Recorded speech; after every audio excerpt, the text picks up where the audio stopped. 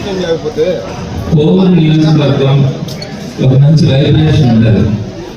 ఎందుకంటే రాష్ట్రంలో పులివెందులలో కనపడారు. 1983 అంటే 42 సంవత్సరాల నుంచి ఒకే కుటుంబం ఇక్కడ ఎలక్షన్స్ లో కంటెస్ట్ చేయడం, అంటే ఒక్కొక్క 5 సంవత్సరాల తర్వాత కాన్స్టిట్యున్సీస్ మారడం, జిల్లాలు మారడం, ఇట్లాంటి వాళ్ళని చాలా మందిని చూస్తా ఉన్నాం. కానీ 42 సంవత్సరాల పాటు నల్లపరెడ్డి శ్రీనివాసరెడ్డి గారు కానీ కృష్ణకుమారెడ్డి గారు కానీ ఇద్దరు కూడా సుమారుగా 11 ఎలక్షన్స్ ఇప్పటికి ఒక కోవూరు కాన్స్టిట్యున్సీ నుంచే కంటెస్ట్ చేయడం అన్నది పులివెందులలో తప్ప ఇంకెక్కడ కూడా రాష్ట్రాల్లో ఇలాంటి పరిస్థితి. ఈ 11 ఎలక్షన్స్ లో కూడా 8 సార్లు గెలిచారు. 8 సార్లు సుమారుగా 30 సంవత్సరాల పాటు కోవూరు కాన్స్టిట్యున్సీని పరిపాలించినటువంటి ఘనత నల్లపరెడ్డి కుటుంబానికి. అందులో ప్రసన్న 5 సార్లు గెలుచున్నారు, 6 సార్లు గెలిచారు. సో ఇట్లాంటి చరిత్ర ఎక్కడ కూడా ఉండదు. సో కోవూరు కాన్స్టిట్యున్సీ అంత ప్రత్యేకత కూడా ఉంది. అలానే ప్రసన్న దగ్గర ప్రతి సబ్జెక్ట్ కూడా పర్ఫెక్షన్ ఉంటుంది. అంటే ప్రతి డిపార్ట్మెంట్ లో కూడా ఆయనకి స్పష్టత, దేన్ని ఎలా పని చేయించుకోవాలా, దేనికి సంబంధించి ఎలా ఫండ్స్ తెచ్చుకోవాలా అనే దాంట్లో అందులో ఉన్నటువంటి అవగాహన కానీ అనుభవం కానీ అత్యంత గొప్పదనే చెప్పచ్చు. కమిట్మెంట్ కూడా, వర్క్ కమిట్మెంట్ అంటే నిన్న జరిగిన ఒక ఎగ్జాంపుల్ కూడా చెప్తాను. నాకు అన్న ఫోన్ చేశారు, మనం 3వ తారీఖు ఈరోజు ప్రోగ్రామ్ ఉంది అని చెప్పాను. ఆ తర్వాత మళ్ళా నాకు మా పిఏ చెప్పాడు, ప్రసన్న కుమార్ స్వయంగా నాకు ఫోన్ చేసి ప్రోగ్రామ్ ఉంది చంద్రశేఖర్ రెడ్డిది, నోట్ చేసి పెట్టుకోవాలని చెప్పి గుర్తు చేయని చెప్పినారు. అంటే ఎవరు చెప్పారంటే ప్రసన్ననే చెప్పినారన్నారు.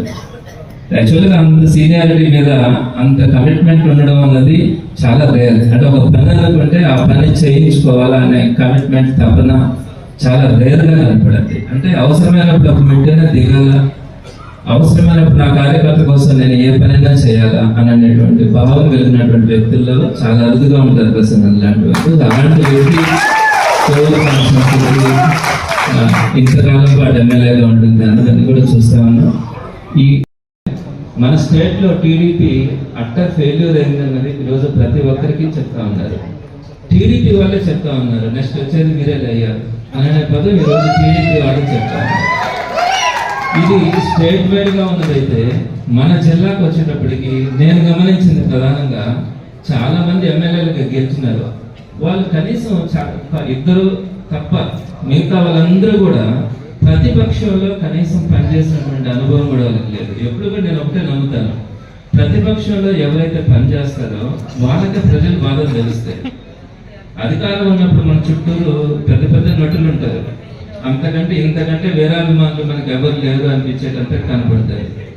ప్రతిపక్షంలోకి వచ్చినప్పుడు మనతో పాటు కానీ మన పార్టీతో పాటు కానీ ఎంతమంది నిలబడ్డారు, వాళ్ళ బాధలేంటి అనే అనే మనస్తత్వాలన్నీ కూడా మనకు ప్రతిపక్షాలని తెలుస్తాయి.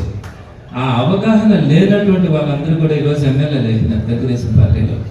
వాళ్ళకి ఏది వాస్తవమో తెలియట్లా, అసలు ప్రజలు ఏం కోరుకుంటున్నారో తెలియట్లా. వాళ్ళ చుట్టుపక్కల ఉన్న వాళ్ళు చెప్పిందే వేదం, వాళ్ళు ఏదైతే మాట్లాడతారో అదే గొప్ప. సో ఇట్లాంటి పరిస్థితుల్లో ఈ ఎమ్మెల్యేలందరూ కూడా ఫెయిల్ అయినారు. ఈరోజు ప్రజలందరూ కూడా ఎందుకు ఇలాంటి పరిస్థితులు వచ్చినాయనే బాధ ఈరోజు వాళ్ళలో కూడా కనపడతా ఉంది. 3వ పాయింట్కి వచ్చినప్పుడు చంద్రబాబు నాయుడు గారి, జగన్మోహన్ రెడ్డి గారిది. చాలా మంది జగన్మోహన్ రెడ్డి గారిని నన్ను కూడా అంటూ ఉంటారు, ఎక్కడికి పోయినప్పుడు జగన్మోహన్ రెడ్డి గారు ఏంటయ్యా మరి అంత నిజాలు చెప్తే అట్ట, ఒక్కటైనా అబద్ధం ఏదైనా చిన్నదైనా చెప్పమని చెప్పారు. ఎలక్షన్స్ అయిన తర్వాత మరి అట్ట నిజాలు చెప్తే అట్ట, నిజాయితీ ఉంటే అట్ట అంటుంటారు. జగన్ ఎప్పుడూ చెప్తూనే ఉంటారు, మనం చెప్పిందే చేద్దాం, చేయగలిగిందే చేద్దాం అని ఒక కమిట్మెంట్ ఉండేటువంటి వ్యక్తి. తెలుగుదేశం పార్టీలో చంద్రబాబు నాయుడు తెలుగుదేశం వాళ్ళు అంటుంటారు, మా వాడు ఒక్కటి కూడా నిజం చెప్పలేదు అంటుంటారు. అసలు వీరిద్దరికి అసలు ఒకరు అమావాస్య ఒకరు పౌర్ణమి టైప్ అయిపోయింది. ఈయన చూస్తే ఏమో అంతా నిజాలే చెప్పాలా, అంకిలో కూడా తప్పు చెప్తే ఒప్పుకోడు. ఇప్పుడు ఏదైనా మనకు పెన్షన్ ఇచ్చేటప్పుడు 64,83,911 అనుకోండి, మనం 65 లక్షలు అన్నాం అనుకోండి, అట్టెందుకు చెప్పారు, దాన్ని కరెక్ట్ చేయండి అంటారండి. అది కరెక్ట్గా మీరు అంకెతో సహా కరెక్ట్గా చెప్పాలి అని. సో ఇంత మరీ కమిట్మెంట్, ఎంత నిజాయితీగా, ఎంత నిజాలే చెప్పాలా అన్నటువంటి లీడర్ మన ఈరోజు నేను ఈ జెండా ప్రతిపక్షంలో వేస్తున్నందుకు నేను గర్వపడుతున్నాను. ఎందుకంటే జగన్మోహన్ రెడ్డి గారిలో ఉన్నటువంటి కమిట్మెంట్ కానీ ఆయన కోసం బాధపడడానికైనా ఇబ్బంది పడడానికైనా దేనికైనా కూడా సంతోషంగా ముందుకెళ్తాం. అది వైఎస్ఆర్సీపీలో ఉండేటువంటి లీడర్స్లో ఉండేటువంటి కమిట్మెంట్. ఈరోజు తెలుగుదేశం వాళ్ళని ధైర్యంగా రోడ్డు మీదకి రమ్మనండి. మేము చెప్పింది చేసినామను, లేకపోతే మేము ప్రజలకి అనుకూలంగా మా ముఖ్యమంత్రి చేసినాడను ఈరోజు వాళ్ళని వచ్చి గర్వంగా రోడ్డు మీద తిరగమనండి. వైఎస్ఆర్సీపీ వాళ్ళు తలెత్తుకుని తిరగలుగుతాం.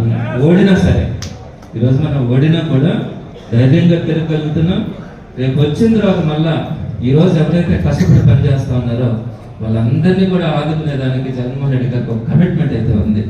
ఆయన చెప్తా ఉన్నారు, ఈ రోజు ప్రతిపక్షంలో ఎవరైతే మీతో నిలబడినారో రేపొద్దున మళ్ళీ అధికారం వచ్చే ముందు పరిగెత్తుకుంటూ వస్తారు. అందరికంటే ముందు అధికారం వచ్చిన తర్వాత కొంతమంది వస్తారు.